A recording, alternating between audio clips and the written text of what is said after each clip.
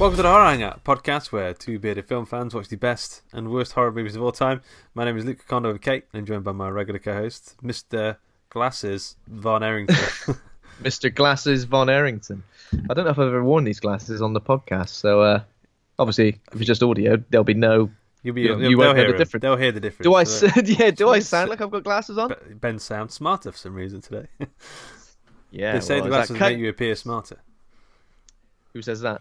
People. Do I appear smart? Smart people. Do I appear smart? People in glasses. You taking me seriously now? Always, but more so today. It's about time, all right? You can say anything. You could talk about spaghetti and be like, well, that guy knows his stuff. Yeah, sure. Why not? I could talk about flat Earth. Do you wear glasses ever? No, only when someone's left their glasses lying around and I want to take a picture of myself wearing glasses. Classic. Everyone who wears glasses enjoys that when it happens. Oh, you left your glasses, have you? Can I have a go? Can I have a go on your glasses? Can I have a go on them? Cool, you're blind. Have you seen? Have you ever wore Skip's glasses? It's like, imagine when someone drinks squash, but they only put like a dash of like the actual juice inside it, so it's so weak that I don't see the point in drinking it. So this is just normal vision. What is the point? I've kind of got one good eye, one bad eye. So yeah, people do put them on and they go, "Oh my god, you're blind," but then you go, "Well, it's my prescription," I can't imagine you putting them on and going, "Wow, yeah, everything's crystal clear, everything's in HD." Yeah, I think Kat's gonna get some. Well, potentially. We're trying to get some glasses because she gets headaches and can't see stuff. It's pretty important. Yeah, she can't see what I mean. That's the problem. Yeah. A lot of effort though, isn't it? You got to go for an eye test. Then you got to get glasses. Yeah. Then you got to wear them. Oh. So about that dollar. And then you got to not lose them. Never ending. Yeah. You got to not lose them or don't sit on them, which I always do. I'm always sitting on them. Well, they look very comfy. That's the problem with glasses. Yeah. Like 2 sheets for each buttock. So today we were going to do one of your suggestions. Came out of the blue. But there was a reason for it. And I can't remember what the reason was. I like firing a good suggestion at you out of the blue. Just keep you on your toes, Luke. Don't want you to be know when it's going to come. Shit. Last week we didn't actually even say what we're going to watch. No. I know we've been toying with the idea of going back to the IGN list, but then this year is the Alien 40th anniversary, and at my local multiplex they were showing Alien and Aliens on the big screen, and I was like, I've never seen Aliens on the big screen, so I told me mum, because she loves Aliens. She's like, it's her favorite film. Apparently, she saw Aliens at the cinema while I was in her belly moving around. Whoa! So the sound of the pulse rifle, I reckon, has been like ingrained into me. I can't make that noise. Because it almost. Oh no, I don't think I can make it either. But I think it's like a comfort thing for me now. Every time I hear that gun going off, I'm like, whoa. Yeah, so we were hyped about going to the cinema to watch these films, and then so she couldn't get a babysitter for my younger sister who's 11, and then I just kind of felt a bit bad going without her, so I just went, look, I'll leave it. So I downloaded and watched the director's cut of Aliens. I watched the director's cut too, so we're talking about the same film. That's good. Yeah, that is good. My parents said they remember going to the first one, and they didn't have a clue. No one did really of what it was about or what was going to happen. He said, I think I remember you telling me this. Yeah, one of the most terrifying experiences of his life. So this was the first Alien film I saw. Yeah, I think me too. Yeah, and I think I was pretty young when I saw it. I remember seeing bits of it and sort of having my eyes covered during other bits. So yeah, it's a very nourishing childhood film, but also like terrifying. Well, and I guess I think for us especially, James Cameron and Paul Verhoeven pretty much made our childhoods. I imagine it's like RoboCop, Terminator, Total Recall. Yeah. So that's it. Not long after. This was not long after the Terminator, wasn't it? The Terminator for Jimmy Cameron.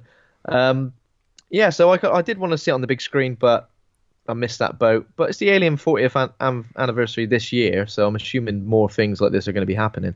I think it's maybe about September that Alien came out, possibly. That'd be interesting. Maybe we should do Alien 3 at that point. Yeah, so we've done an episode on Alien previously, and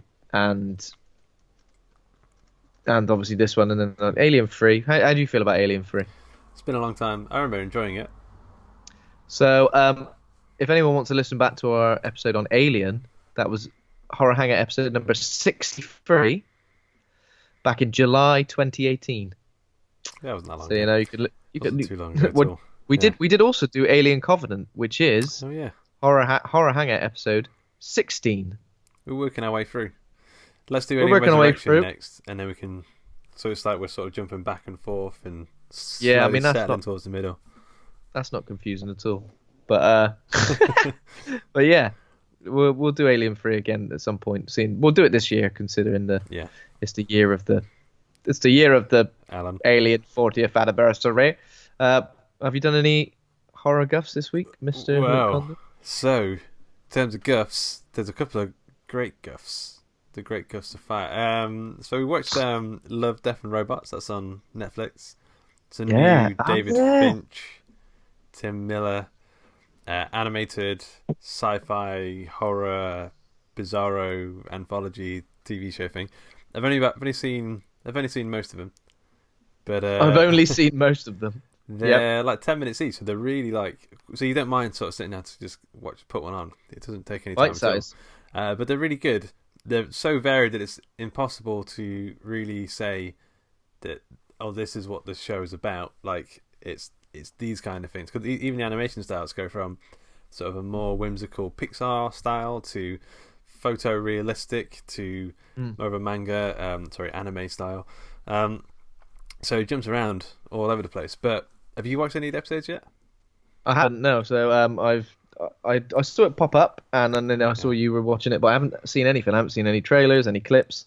Okay. I think I'm just going to go in completely blind and enjoy it. It sounds up my street. So it's good. I mean, it does. Some of the episodes, like from the first couple of episodes, you're thinking, oh, okay, this is going to really.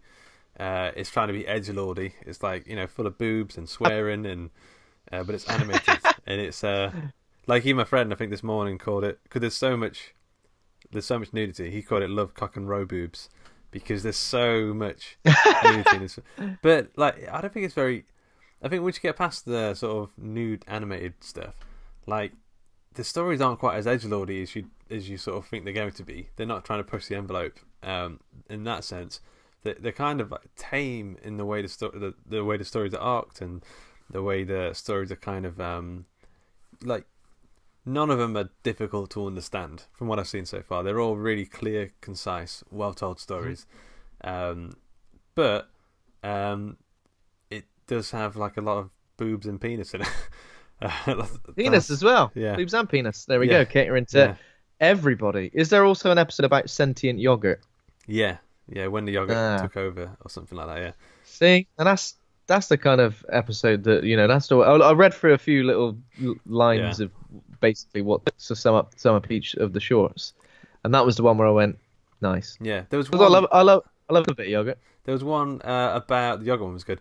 There was one that really surprised me. It's about farmers, and I think it's a bit long. It's about 15 minutes long.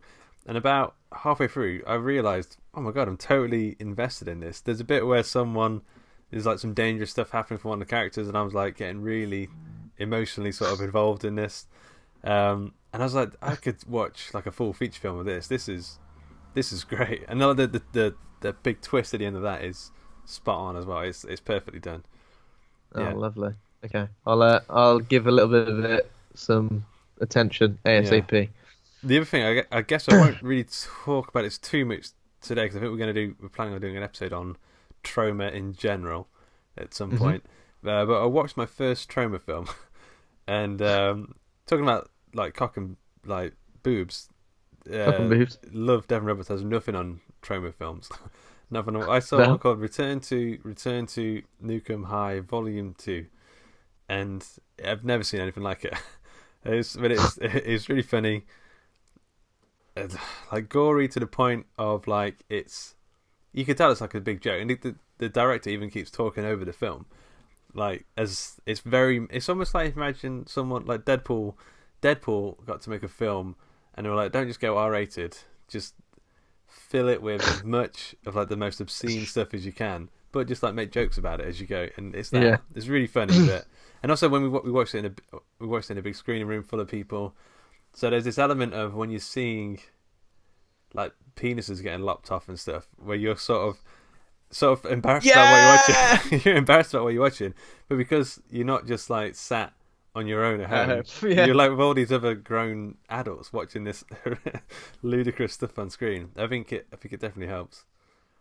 But yeah, it's good. Wow. But we do some more Troma stuff. So is the Toxic Avenger? Yeah. Is Troma. Yeah, that was their first sort of breakout hit sort of thing, and that's weird because because I remember that from the cartoon Toxic Crusaders when I was a kid. Yeah.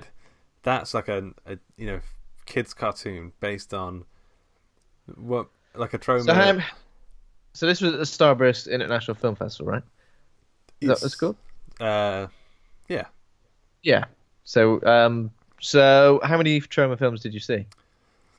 We saw the one. No, we saw the one. We didn't see Toxic Avenger. Okay. We saw Return to Nukem High, aka Volume 2. So maybe if we do a Troma episode, we should do Toxic Avenger.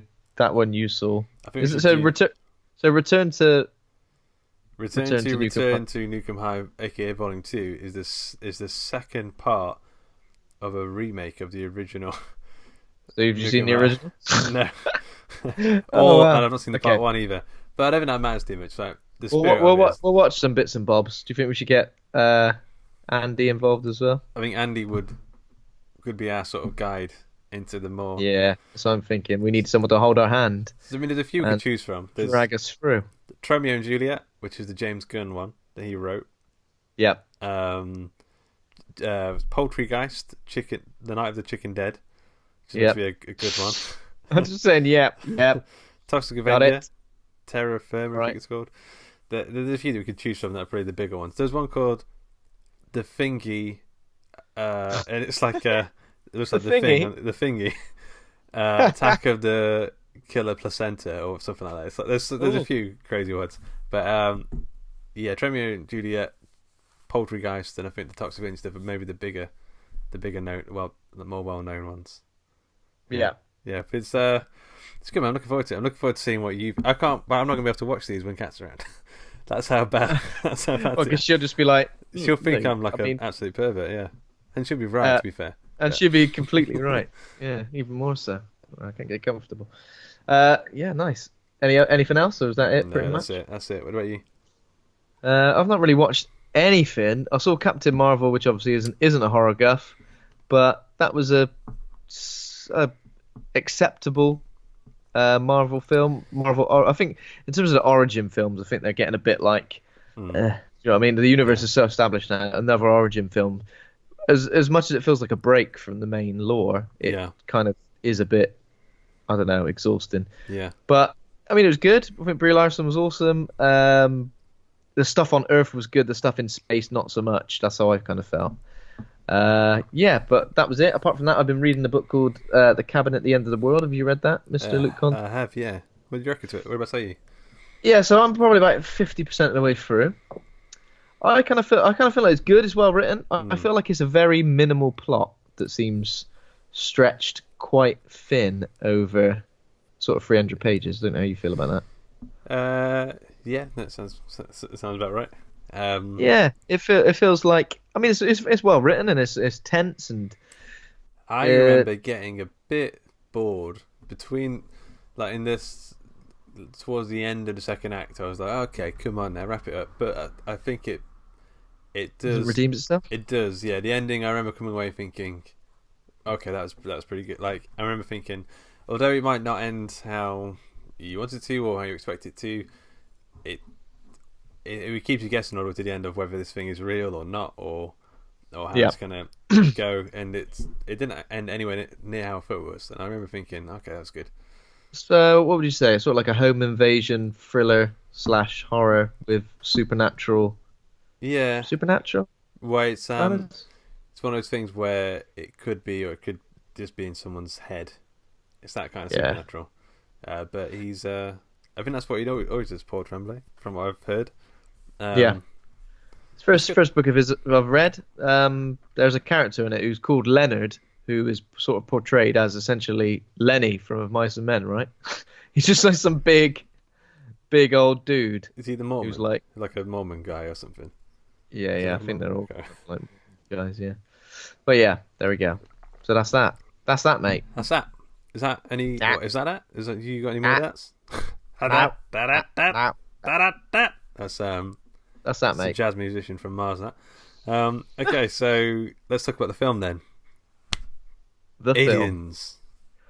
Alien plural. Yeah. Tell us about it. So Aliens is a 1986 American science fiction action horror film written and directed by James Cameron, starring Sigourney Weaver. That's it. Okay. Good. It's a sequel to the 1979 film Alien and the second installment in the Alien franchise. Sounds good, right? Yeah. The film follows Sigourney Weaver's character Ellen Ripley. She returns to the moon where her crew encountered a hostile alien xenomorph creature, this time accompanied by a unit of space marines. Additional role. I think everyone knows the cat. So Carrie Henn, Michael Biehn, Paul Reiser, Lance Henriksen, Jenette Goldstein, William Hope, Al Matthews, and Big Bad Bill Paxton. Paxtown, yeah. Yes, the main man. 99% on Rotten Tomatoes. 8.4. Come again, 99%. 99, yeah. Wow, why not 100, eh? I don't know. I wonder if I don't think Alien had 100. No. But I mean, so this film it annoys me watching this film because it's like so perfectly I was gonna blow my load at the start. It's perfect. It's like so perfectly put together, and like there's a lot of thought that's gone behind the film and the set design and all the characters. We feel emotionally invested by the characters. They're so well put together, all these different pieces. And I think, why can't we do this now? Why are we struggling to make like decent sci-fi horror thriller films nowadays? They always seem to have something wrong with them. Like, but this and Terminator, James Cameron was just like, this is how you do it. He was knocking out of the park, wasn't he? Yeah. This is how you do it. Yeah. So even this film, there was a couple of times in this film. So I watched the director's cut. You watched the director's cut as well, right? Mm-hmm. Even there were like one or two times where I was like, hang on a minute.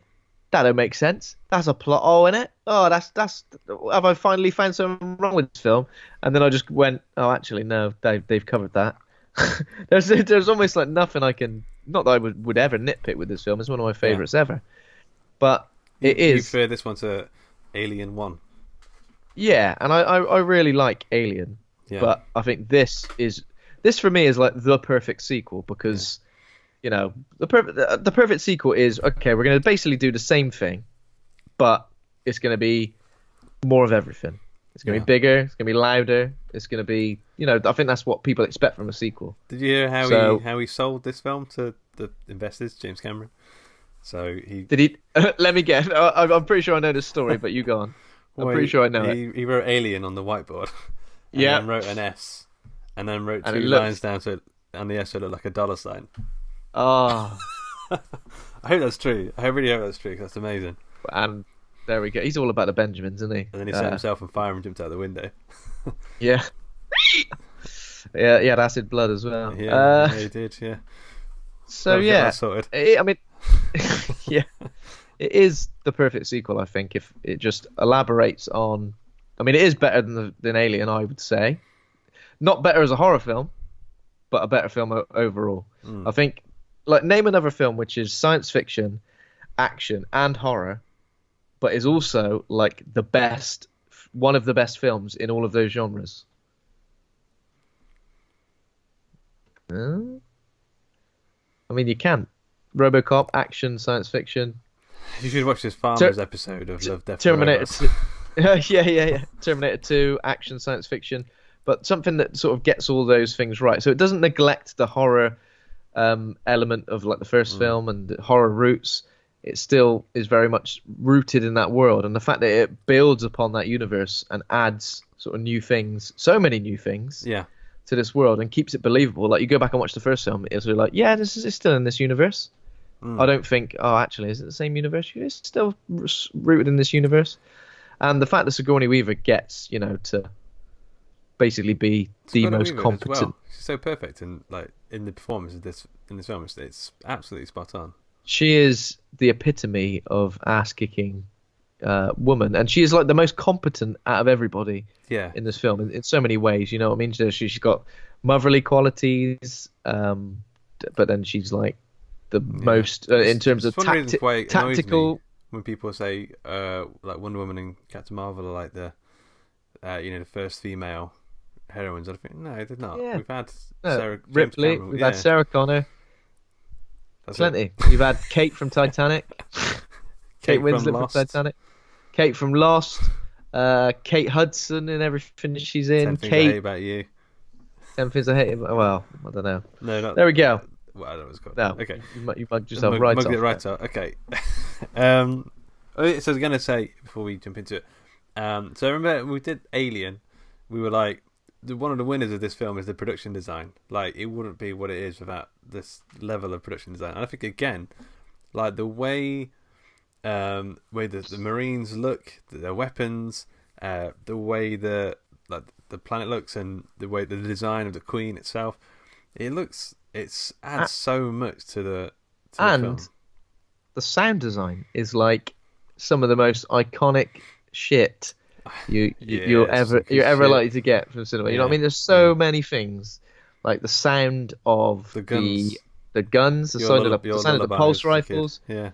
Well, the sound of the motion tracker thing, that sound, the sound of the aliens screeching and as they get blown apart, and iconic lines, and just everything looks good, everything sounds good, and it stood the test of time. I mean, it's how many years old are we looking at now? 35-year-old film. No, 33-year-old film. What's wrong with it? Yeah, 33-year-old. Yeah. 33-year-old film, and it all looked great. Obviously, the CGI stuff is very minimal. A lot of the aliens are sort of in shot and stuff. I know a lot of puppets, especially like with the Queen as well, was like a big miniatures as well, right? It's a lot of loads of miniatures, like ships, and I'm assuming because it's James Cameron that there's like matte paintings as well. Yeah. Yeah, man, it's pretty good, is what we're saying. So should we jump into the story of the film? The film, yep. I feel like this might be more. I mean, it was iconic for me growing up, but I feel like since you sort of listened to this whilst in the womb, this might be more your bag than mine. But so I mean, so it starts. It's one of the great things where it actually does feel like a continuation of the first film in the fact that it takes place 57 years later, and it feels like we've kind of just finished that last film, and now we're just gone straight into this story. Just feel like we've lost any time at all. We've gone right. We've had a 57-year break, but we're kind of there with Ripley, like our main character. So if you watch these back to back, the last time you see is her going into stasis, in a little shuttle, and obviously she's discovered by members of the Weyland-Yutani Corporation, who obviously is the company that owned Ship, the Nostromo from the first film. Yeah. So they obviously find her 57 years later. Oh, didn't think we were going to find you around here. And apparently she just like happened to drift into some area. Is that right? Yeah, they said like it's lucky we found you. 1,000 to 1 that we found you. I was thinking in all of space, it's probably underselling how crazy it was that she was found at all. Exactly. But so she picked up, and then we're introduced to Burke. Is that right? Yeah. Hello, Burke. Arthur Burke. Yeah. All right, Burke. So in his initial stages, he seems like quite a nice, understanding man. He's trying to be supportive, trying to break the news to Ripley, in the best way he can, that she's been out there for 57 years, and he's like, "What?" She's like, "Fucking hell!" Yeah. 57 years, because she had a daughter who obviously then we find out has already passed away. So she's like. Also, if you take the Alien Isolation game as canon, she had her own alien adventure. Exactly. So she, and Ripley doesn't know this at this stage. Like, my daughter's lived and died, and she's already been through everything. She's been through the same old shit as me. Yeah. Damn it. But she's dead now. I'm going to say Ellen Ripley. What's her name? Ellen Ripley. Amanda Ripley. The Oh, daughter. Amanda. Yeah, Amanda. Okay. Sorry, Ellen Ripley. Yeah, her daughter Alan, right? She had got a daughter called Alan. Woody Alien.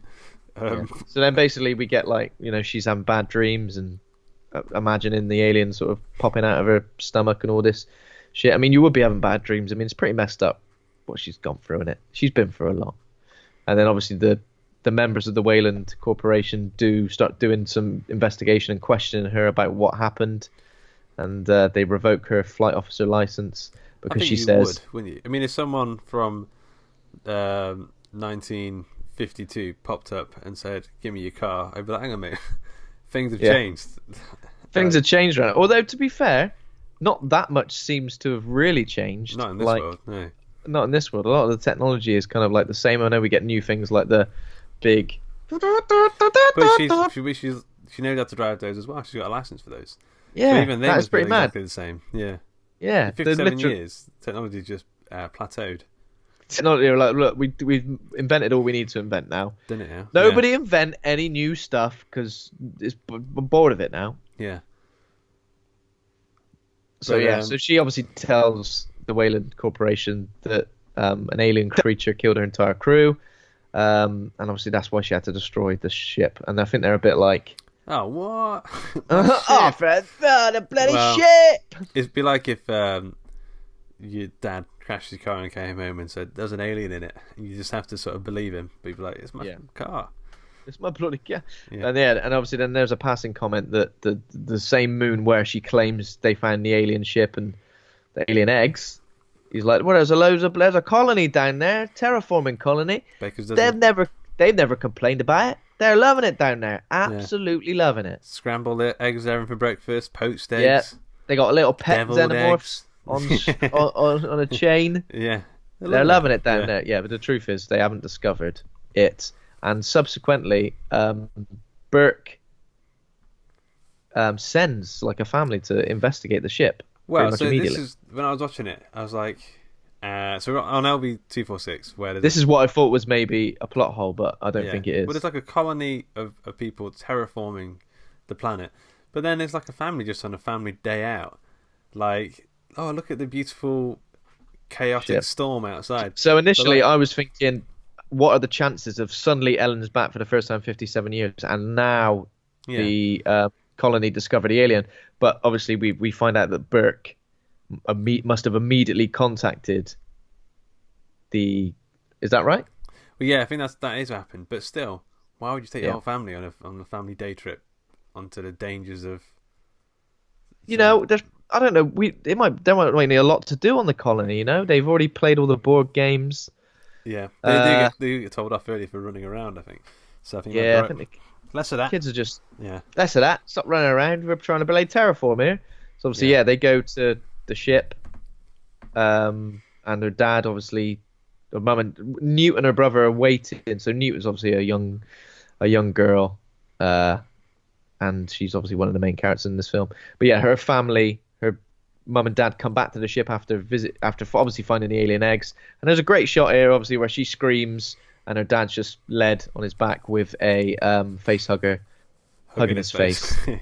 Hugging his face and impregnating. I think last time we spoke about in Alien the rapey value of the face hugger and the sort of sexual connotations attached to a lot of the visuals of the. I think there was a lot more of it in Alien, with the HR guy. Feels less Geigery in this one. Definitely. It feels less Geigery. It feels like you've got some Geigery stuff, but James Cameron's gone, I'm going to make it a bit more shiny.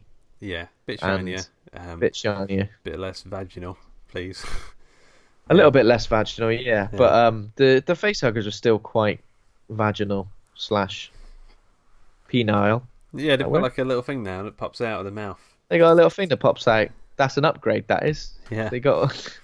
That's an upgrade. So yeah, obviously, and then not long after that, I don't know how much time is supposed to have passed between, obviously, the colony. At this stage, the colony it all happens off screen, which I quite like. I think that adds to the mystery that when our main characters eventually go down to the colony, we haven't really seen what's happened. That's all happened off screen, which I think is pretty cool. I think if we saw everything happening, it probably wouldn't be as Well, they hide the aliens for quite a while, don't they? Like I think it's like an hour and 20 minutes into the film before we finally get to see some alien action. Again, I think that's pretty awesome. Yeah. So yeah, obviously some time passes, and then Burke obviously tells Ripley that they've lost contact with the colony. I wonder how often they were contacting them. Every couple of hours. Are you there? All right, everything all right? Yep, there, but bye. All right, we've lost contact now. Also, like messages from across space aren't instant. Do you know what I mean? So they could have got a message like 20 years or so after the. I don't know how messaging I don't think it even does work, does it? How could you? Well, we don't know what technology they've got access to at this stage. I mean, they've got quantum. They've got a standing forklift. What else have they got? They might have a time traveling Wi-Fi. Because this is a weird, again, it's another one of these films that takes place in the future, but it also feels like the past because of the technology. Yeah, and the last one felt like an oil rig. This one feels more like a big future Amazon warehouse. Yeah, it's very analogy though, isn't it? The technology and stuff. So obviously Ripley takes some. So basically, Burt says that they're going to get a colonial marine unit down there to investigate the disturbance. And she's quite easily convinced, I find. You? So I couldn't even work out why she actually gave in to say yes. Because she says we're going to destroy them all, right? I think she obviously harbors a little bit of resentment. She obviously wants to fuck them up because they basically ruined her life. The xenomorph has ruined her life. 57 years have gone by. Her daughter's dead. Yeah. She's probably... The xenomorph's essentially the bully from school, and now she wants to go back and face it and say, hey, exactly, yeah. She's like, I'll come with you. So obviously they want her to go with him because she's faced this creature before. So even though before they were kind of they didn't really believe her, suddenly... But then we've made to believe that because Burke's got his own agenda at this stage. He's not just wanting to go down there and fuck him up like he promises. He's got a secret agenda. Yeah. He wants to bring a couple back. That's always the way in these films. Someone wants that is always the way. Pet alien. Someone wants one. Yeah, come on, we'll bring it back. Nature. We'll be millionaires. Don't mess with nature. Even though ideally these xenomorphs were created by messing with nature, if we're to believe everything that happens in Prometheus. And I like Prometheus, but I kind of don't like the xenomorph origin thing. Yeah. I like to think of them as literally a freak of nature that wasn't created by. Yeah, I don't feel like that idea. A load of shit. Yeah, because I mean, David essentially made them, right, just by experimenting with the goo. But they're like the perfect organism as it is. You know what I mean? The perfect. Yeah. They're the perfect organism. So. Perfect organism. Yeah. We don't want to know. We don't want to know the history of it. We want to just know that they come out from somewhere out in space. That's creepy. That's terrifying. We don't know the true nature. We don't know the true nature of them. Space cockroaches. You don't know where these things come from. They just infest your whatever by accident, and that's it. You've got roaches. You got the roaches, man. Yeah, that's how you get ants. So they get aboard a spaceship, the USS Sulaco. And then we're introduced to the colonial marines as everybody wakes up, though. So everybody wakes up after being in stasis for a little while. How long do we think they were in stasis for, traveling? I don't know. I don't think it's as long. It's not 4 years. I think it's. I don't know if they maybe even say, really. Just a couple of months or something, maybe. Yeah, a couple of months possibly. So then we're introduced to the crew, colonial marines. There's a weird thing here.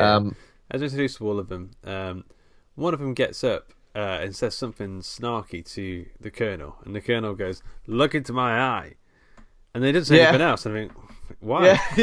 What's that supposed to mean? I remember that. He goes, "Look into my eye." Okay, everybody, get it up. We're gonna have breakfast. No more. Look into my eye. What is it? I don't know what it is. He goes, "It's got a crazy eye, like little Nicky." So there's colonels, corporates. Yeah. Colonels, corporates, privates, lieutenants, sergeants. All of the bad boys. There's a nice big ensemble cast of people, including so Lance Henriksen is Bishop, an android. Bill Paxton, Private Hudson. William Hope, who's like a Lieutenant Gorman, who's like a bit he hasn't really seen much action. Yeah. He's obviously got a high-ranking position, but he's not seen much action. Private Vasquez, who's like the lady, but like a badass lady who could probably like break your neck like a toothpick without really having to do much to you. And then a load of other minor characters, but obviously including Michael Biehn, who is Corporal Hicks. He's calm under pressure, this guy. It doesn't seem to be much to him at first either. He sort of slowly finds his role in the film. Yeah. But look into my eye. Look into my eye. Well, tell me what you see. It's just an eyeball, really. Just an eyeball. We get some like cool scenes to sort of introduce the characters and their quirks. There's one bit with the famous bit with Hudson and his hand, and Bishop holds his hand down with a knife. Yep. That's a nice little scene. Try and prove that like he's programmed to not hurt human beings, because Ripley and her experience with Ash, the traitorous Ash from Alien, obviously she's like, I bloody hate you androids coming over here taking our jobs. And he goes, well, look, I can't actually hurt you. I'm programmed not to. I'm going to prove it. Yeah, that was the El Capitan model. I'm a snow leopard or whatever. I'm snow. yeah. I'm a snow leopard, mate. Yeah. So yeah, he proves that, and we're introduced to everybody else, and everybody else is like, everybody's cocky, everybody's loud, brash. They're not taking this issue seriously, and we know. No, I mean, Buzz and Ripley know that the aliens are going to fuck them up. Yeah, they're all like, I don't not believe that they're badasses. Yeah, like there's not one of them where I don't think they're probably all right under pressure, but Corporal Hicks is. So also, this is the better way to introduce badasses, rather than Deep Rising, than we introduced to all those badasses. I feel like these guys are way more believable in Aliens than they've got. The thing is, they've got like a good dynamic and they've got good chemistry as well. Like, there's a few of them like Vasquez, and they're all joking around with each other. But like in Deep Rising, they were sort of ready to like kill each other. That's not how gangs sort of react around each other. No. They go, right, I'm gonna actually kill you. Yeah. Oh, it was just banter. Yeah, these guys that's exactly it. Yeah, they should be bantering rather than stabbing. Yeah, but so where do we go from here? So there's a few more character building scenes. We get Ripley says, "Oh, I've got a license in using mech loader things," and then she does like a bit of a move, and everyone and then the guys look after her and go, "Whoo." Their eyes pop out of their heads, and like she can really. She's good. Mecha. She may have been asleep for 57 years, but goddamn. Exactly. Yeah, I like the way she pinces stuff with the pincers. Those pincer action. I mean, it's real good. If she ever gets in a fight with something or someone, she fuck them up. Yeah. I did think, wow, the effects on those loaders are pretty cool. I can't understand how that's working. Like, you saw the legs are like moving around properly. And I think it's like. As far as I can tell, I think I remember seeing some making of stuff. I think it's just sort of hung. It's almost like on a crane, if I remember right. Oh, okay, yeah. The whole thing is like, I'm on a crane, like that. Yeah. I think we make our way to LV-426, and then the dropship. I don't think it's all going pretty well initially. They land off in a little house, little laboratory thing. And they're walking around, they find a couple of face huggers and tanks, which are alive. Yep. That's when we see the one that's doing the thing through the doing that glass. Thing. So there's loads of like barricades everywhere and signs. Oh yeah, signs that something bad's happened. Yeah, signs something bad's happened, but there's no bodies. Yeah, and there's some holes. Something bad's happened here.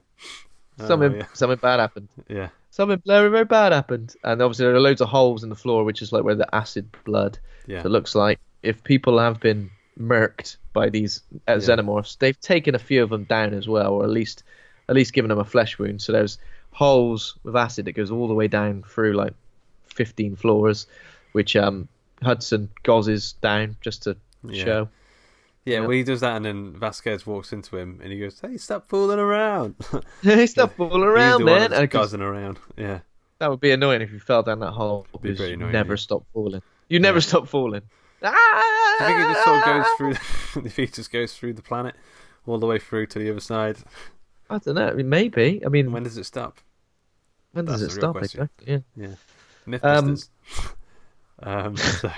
So then we're introduced to Newt as well, who obviously we saw earlier with her family, but unfortunately everyone in her family's dead. She's the sole survivor. She's been using the ventilation system to sort of survive, which I kind of believe. Living in like a crystal maze like world thing. Yeah. Do we believe that she would have survived? I always felt like the aliens get you eventually. That's what I always think. I don't understand how aliens get you. What are they sniffing you, or they're not like predator hunting you? So unless she like, she's got. I'm sure they'd hear her. They'd hear her unless she's very quiet. They'd find her surely. Could they find everything else? She's done it though. She's survived. Her hair's all matted. She doesn't look like she's had a shower or a bath in a while. That's a secret. She's been living off of packs of space raiders. That's the other secret. Pickled onion space raiders keeps them at bay. Yeah, they hate them. They hate the smell. They're like, little sick comes out of their mouth and in the mouth. little mouth in the mouth. Yeah. Yeah. So then, not long after that, so Ripley does a bit of bonding with Newt. She shows her sort of motherly side. She's very sort of understanding, even though Newt is obviously clearly fudged up because all her family are dead. And then not long after this, the crew uses the computer to try and locate the rest of the colonists. And they find sort of some heat signatures. Like a hive of them, right? Yeah. All grouped together, yeah. So they're obviously a bit confused. Like, why would they be together? But I kind of think, well, they probably would be together if they're all trying to survive. Yeah. Everything sort of hangs out together. Yeah. You're all together. Yeah. All of it, yeah. But then they mount like an attack, right? They go, okay, let's murk him in one go. But as they go, as they're sort of walking around, and they're like, these walls are getting more Geigery here. Something bad's happening. I don't know how, but the aliens, they don't just move into a place; they decorate it with Geiger frescoes and stuff. Geiger, it's like their secretions.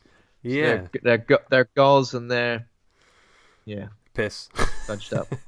They are weird when you think about it. Like I always think, every time I watch an alien film, I always like they are weird. Yeah, like they're the most fascinating sort of alien design. It's weird that we've never seen one poo.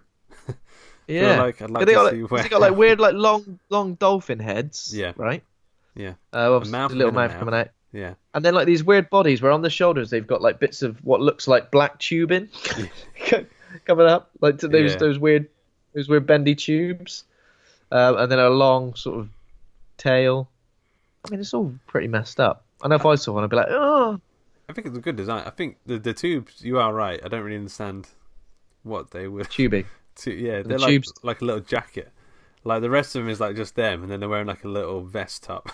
They got a little jacket with like a Jetsons vest top, but spray like a goth Jetsons. They look like they're dressed to perform at a Kiss concert, like with the like a Gene Simmons jacket, and they're doing the tongue thing. They're doing the tongue thing. Yeah. So when this happens, the Marines go to find the colonists. Ripley and sort of the other dude who's in charge. Dave Gorman. Yeah. Gorman. He sort of stays behind and he's he stays behind and he's sort of directing them, and obviously Newt stays behind as well. But things go to shit pretty quickly when they find a lot of the Marines have sort of been. I think it's my favourite scene in the film. When the shit hits the fan, they realise they can't use the bullet guns because they're like a nuclear reactor. Suddenly, they find a pregnant lady stuck to the wall, glued to the wall, and her eyes just dead, but her eyes pop open. It's really gruesome. Then her chest bursts with a little one. So they're being used as incubators for the alien offspring, which come out of the egg. The facehugger jumps up, impregnates you, and obviously then it incubates, and then the chest burster comes out of the chest, bursts out of the chest, obviously, and grows really fast, doesn't it? Yeah. And now it's just popped back down below. But they get murked like really easily. I think it starts off with two of them who I can't remember the names, so they're not that important. One of them gets like carried off into the roof. The other one gets flamethrowered, falls off the side. The colonel, immediately falls off the side. The colonel gets taken. Look at my eye, and the alien doesn't care about that. Yeah, the alien's like, I don't give a fuck, mate. Yeah. A couple of them get taken because obviously the back at the so what would you say, base where they've obviously got mounted cameras and obviously connections to everybody's heart rate and everything. So they see when people are still alive and when people are actually deaded. But Gorman's inexperienced, so he's sort of panicking, sweating, and Ripley obviously wants him to fall back, but he's not saying it. He's just like, like that. Yeah, it's pretty bad. So Ripley assumes command, tells him to fall back, but then she takes control of that armored carrier, which is where they are, and basically rams that into the nest and rescues the survivors. And there's only 3 of them. One of them gets acided as they're getting scooped up by Ripley. One of them gets acid to the face. Yeah, it's good when they shoot aliens with those guns because they literally kind of pop like they pop like a balloon, full of acid. Yeah. So Corporal Hicks, Hudson, and Vasquez are the only 3 survivors. Obviously, the 3 characters who I guess have been given the most time so far. This is why Ripley's amazing, because she always just gets her hands in.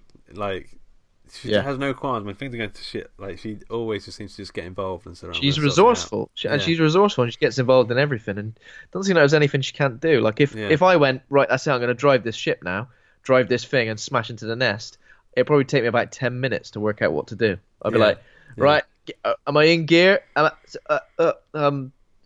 Is this go? Is this and then I'd end up reversing off the edge of the planet or something. Yeah. But she managed to escape, and then they go back to the home base, and then I think they make some. I think the aliens are chasing them, but they put some like nice, tasty turrets up to keep them at bay for a little bit.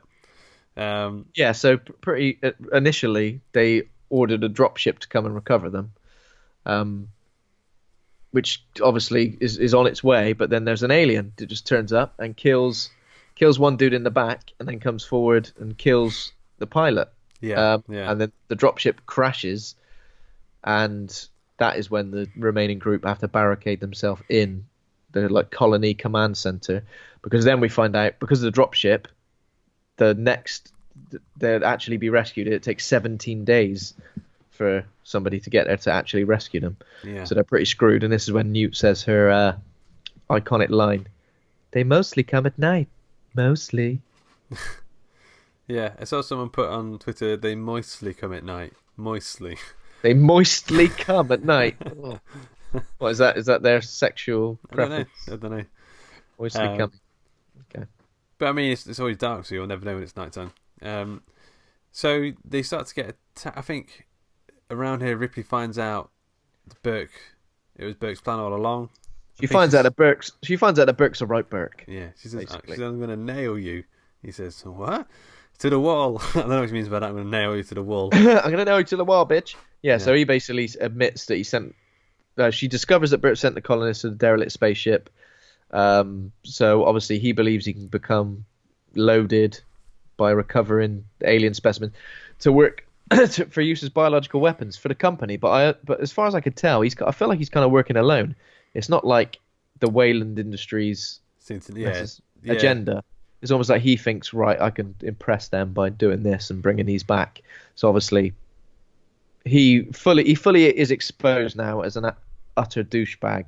He gets more douchey moments as well, but he seems to act like he's sort of untouchable in a way at this point. It's like he's never really involved in any of the action up to here. He's kind of just in the background, and him saying this is kind of like he's just going to stick a xenomorph egg in his pocket and come back. So this is around where he does try and do that, right? Newt and Ripley fall asleep, go for a nap under a bed, and when they wake up, he's locked them in.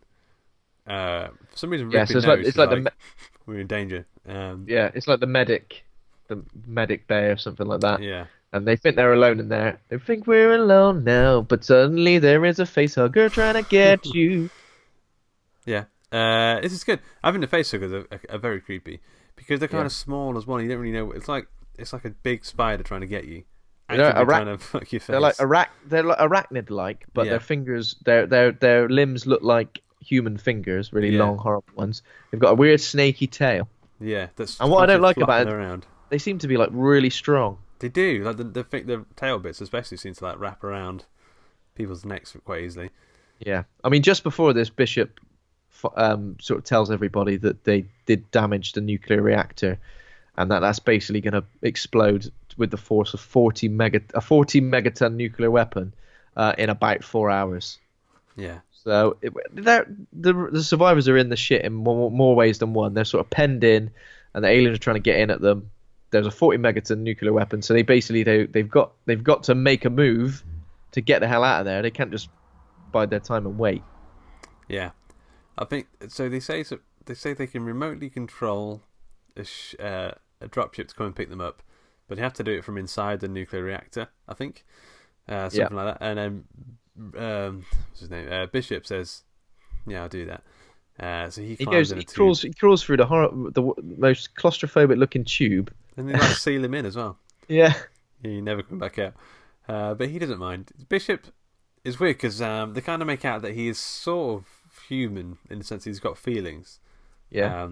And also, just for what they tried to make out that he was kind of creepy. He was like playing with there was a bit of a David-esque moment where he was playing with the open guts of the dead facehugger.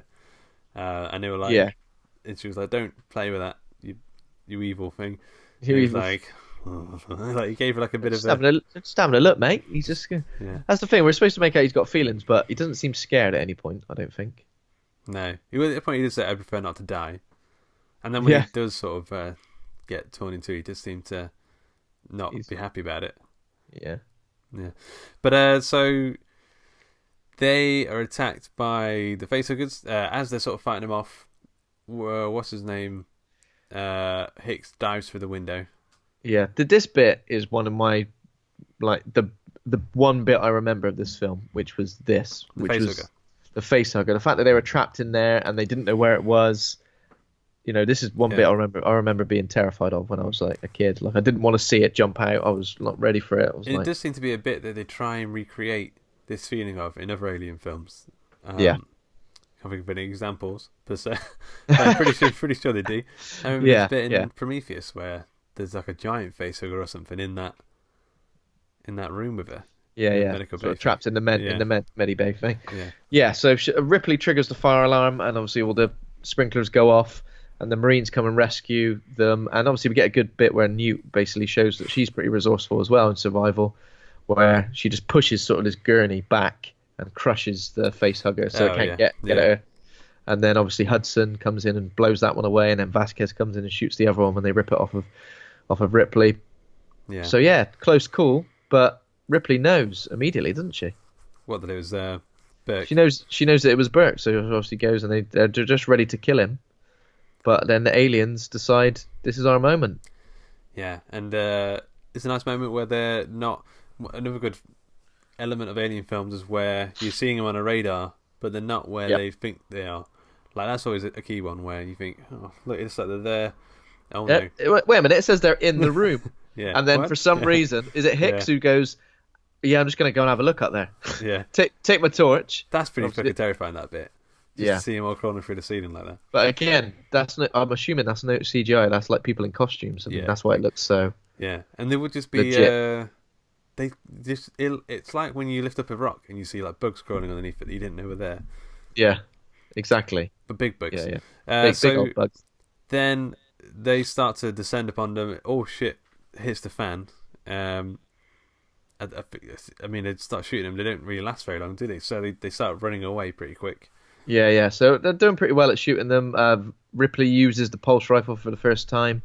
Burke gets a chance to prove he's a douchebag again by like locking them in when they're all trying to get out. Classic douche move. Classic douche move. That always happens, doesn't it? Yeah. Hudson unfortunately gets pulled down. Down through the floor, which is pretty horrible when you see its hand sort of grab his face. Pull him down. Vasquez is fucking everybody up. She's doing quite well. Also, Gorman's not doing too bad. Gorman's doing alright, because Gorman's redeeming himself now, even though he's just got like a handgun. Yeah. He seems to be doing alright, even though he's had a bump to the head. How did he get that bump to the head? That's when she crashed through. So the thing fell out of the cupboard, like a lunchbox. Yeah. It's like a predator lunchbox fell out the coat. Yeah. So they do some running away. Vasquez gets acid on her leg, and then when Gorman comes to help her, an alien comes from the other side and they start to flank them. So they get like a little Pez dispenser out that's actually secretly a bomb. Yeah. And they press it together. Out pops a bit of candy, and it explodes. That was nice there. And then when that happens, Newt like falls down this sort of ventilation thing. She gets lost in like the mill. Like, she that's pretty horrible. But and she slides fun. Way down. She slides down that thing like really fast. It looks really fun. Like she's like screaming and she goes wee.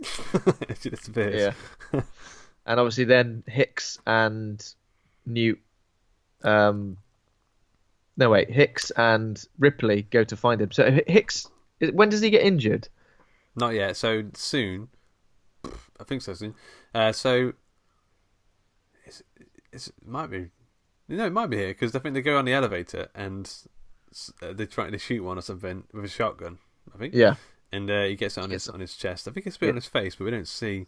Yeah, it's acid. It's on his eye as well. I think. Yeah.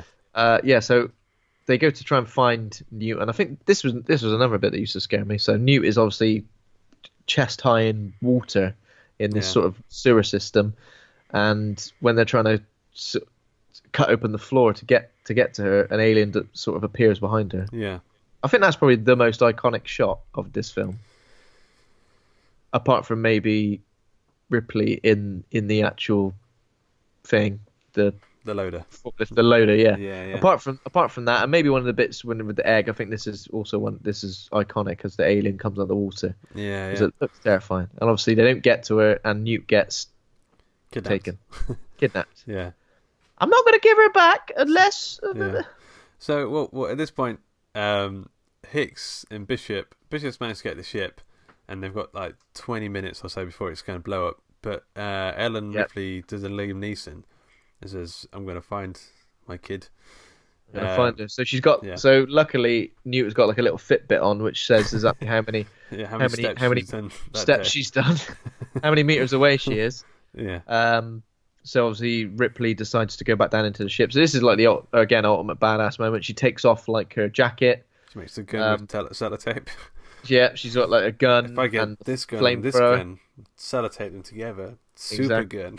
Super gun. Yeah. Set phasers to gun. Yeah. Set phasers to gun. Yeah. Leaves obviously Hicks behind as well. Yeah. And then basically goes to find Newt, and she finds her getting ready. She's getting ready to be face hugged.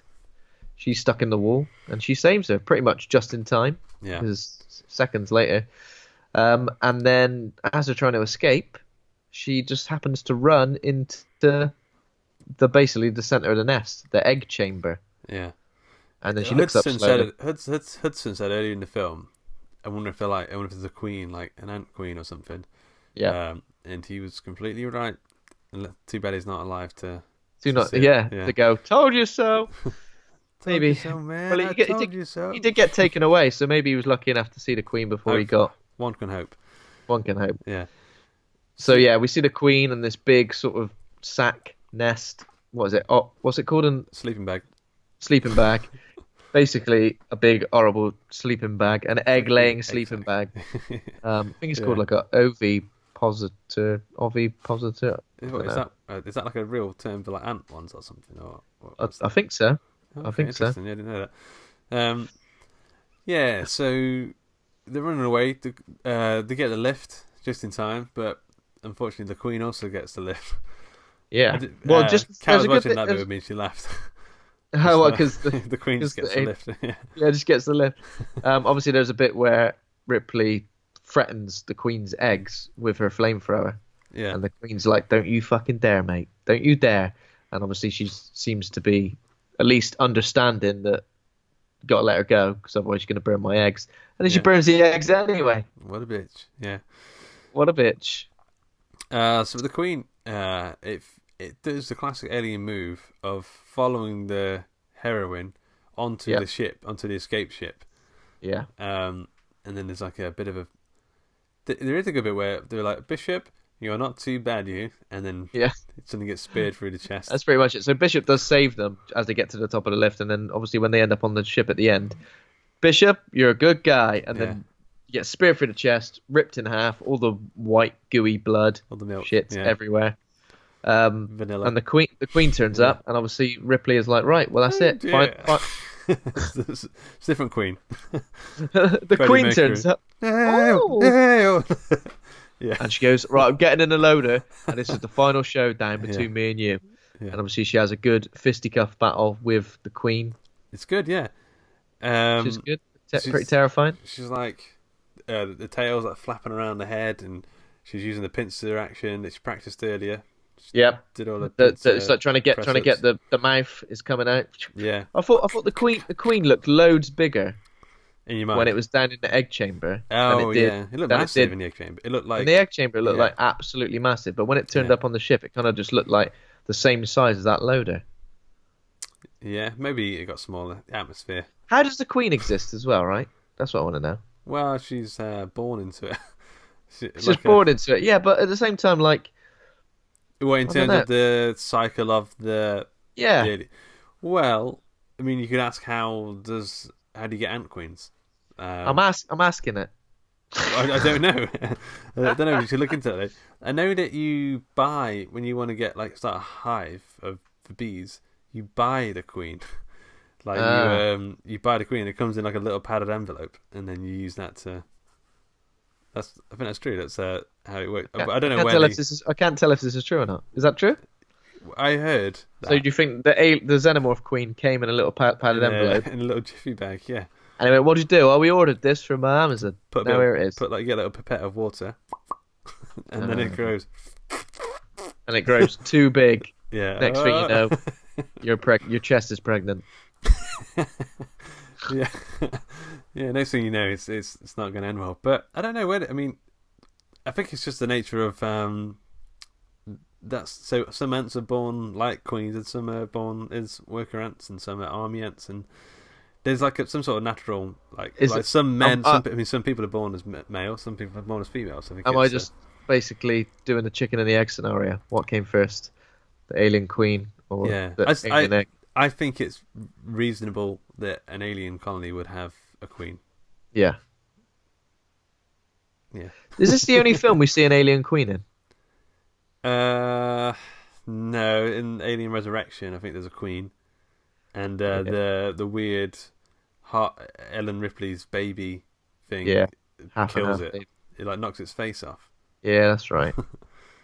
No. That film's messed up. Yeah, it does. Not in a good way. No. So basically Ripley battles the queen and eventually falls down a little, what are we saying? Well. It's the airlock thing. This is the other classic Ellen Ripley 1-2 maneuver. Push him into the airlock. Shove him out the airlock. Shove him out the airlock. If it works, it works. And obviously Newt and Bishop in half almost get dragged through as well, but they all manage to survive. And they all live happily ever after. It ends with them laughing, even like Bishop's half buddy. And then the credits roll. Yeah, so they all get into hypersleep, and obviously it leaves it nice and open for their next adventure in Alien. For the next adventure in Alien 3, when they're definitely all going to survive and be happy and wake up and be like a little family, right? That's how it should be. I mean, it's annoying that it's not at all. But there you go. That's the end of that film. There's a weird little freeze frame moment for the credits that I thought. I don't remember that bit. It's strange. But you ready for some trivia? Sure. Number 1. What animal screams did they use for the sound of the xenomorphs? Animal screams. What animal screams or animal sounds? Was it A, standard baboon, B, angry chaffinch, or C, perplexed armadillo? Oh. Angry chaffinch. I don't know. No. Baboon. It's a baboon, wasn't it? It's a standard baboon. Just your average baboon. Yeah. Number 2. Perplexed armadillo. Number 2. What year is it? You can say that in the voice of Robin Williams. That's a note I put to myself. What year is it? It's like what 20. Year is it? What year is it? Isn't it like 23 summer? No. 21 something. 21 yeah, something. Yeah, 21 something. Correct. 2179. Yeah. Number 3. Who designed the Queen? Alien. Was Queen it H.R. Geiger? Was it him? Well, James Cameron. Well, there was talk of bringing H.R. Geiger, or Giger, however you pronounce it, back Giger. for the second. It's Giger, isn't it? Yeah. H.R. Giger back for the second movie to do more design work, but James Cameron decided against it because there was only one major design to be done, that of the Alien Queen, which Cameron had already done some drawings of. So he just used his own drawings. That's very Cameron. It's basically just like an alien, but with like a headdress thing. But with like a Triceratops one. Like there was a weird Triceratops with like holes in its frill. I can't remember what it was called, but it looked like that. Number 4. How did the crew feel about James Cameron? Was it A, bad, or B, not good? I think it's not good because I think they thought he was too young, right? Yeah, because he hadn't really proved himself. But I think the only thing he'd done was what's the word? Piranha 2, which was like Attack of the Flying Piranha Fish or something. And he was he not working on the Terminator when this was kind of? Terminator had just been finished, but they took a break for some reason. He invited people, the crew around. This was like an English crew, I believe. He invited the crew around to see a screening of Terminator, and he was like, "This is going to show him how good I am," but no one turned up. So it says here, the crew was openly hostile to both James Cameron and Gale Anne Hurd, whom they openly mocked by claiming she wasn't the real producer and only got the credit because she was married to Cameron. I also heard that James Cameron struggled with the crew because they were like part of a union, which meant they were entitled to like tea breaks, lunch breaks. That, yeah. Yeah. I remember in the Arnold Schwarzenegger's autobiography, he was talking about James Cameron being like always asking for more hours from crew, and always asking for constantly asking more, and like being real fucking bossy about it as well. Shit. But it's results that count. So number 5, the word fuck is used 25 times in this film. 18 of them are spoken by who? Hudson? Correct. It was Bill Paxton, rest in peace, who died last year, I think it was now. Shame. He's just was a really... He seemed like a really cool guy. A lot of these lines as well, they said that he improvised. Just had in the film. Like the game over man and that kind of stuff. Game over man. Game over man. Yep. It's good, man. It's great how it goes from cocky to like completely crippling fear under the pressure. And also, it's always sad when your favourite character gets sucked under the floor. Yeah, sucked off under the floor. Probably sucked his skin off and everything. Yeah. So we need to rate the film. What are you going to go with? I'm not going to say much more. I think I've said what needs to be said. Yeah. And I'm just going to go in with a A+. Whoa. I think it's solid. Jesus. It's certainly high up there in terms of my favourite films. Yeah. Like it's probably like maybe 5 or 6 number of my favourite films. And it's just a great film in so many ways. It's one of those films where if I turned on the TV and it was on now and it just started, I'd probably watch it again. No problemo. You definitely hold a more special place in your heart than it does mine. But I mean, I'm still going to go with a solid A. I think it's amazing. Like it's like I said, like a pretty much note perfect film. And it annoys me that we don't get films that are this competently made anymore. You better make one then, Luke. No, I don't want it. It's too hard. I don't want to. There's union stuff. What are we doing next week? Have we got a plan, or are we just gonna wing it? So next week, Us is released on Friday. Yeah, we can either do Us or The Conjuring or Trauma movies. We could do any of those, but if you can get yourself to a cinema and see Us, do you reckon you can? When is it out? It's out on Friday. Potentially. Then we got some movie credit things on our card. So yeah. There we go. It's all summed up. I'm probably going to go see it on Saturday. So yeah, we could do that if you're game. Yeah, sounds good. Yeah. Right. Let's leave it at that. Unless you got anything else you want to. That's everything, man. I think we've given aliens a lot of good words and lovely attention. Cool. This show is brought to you by Hawk and Cleaver. Head over to hawkandcleaver.com and grab a free book. Become a patron over at patreon.com/Hawk and Cleaver. Thanks to Kovac Carmen for our theme music. Thanks to Acast for hosting the show. Thanks to the listeners. If you enjoyed the show, give us a rating and review in iTunes, and remember to subscribe. And thanks to my co-host Ben for being a right horror dude. Thank you so much, Luke. It's been an absolute pleasure. Get away from her, you bitch! Didn't say that once, did we? No, didn't. Bye.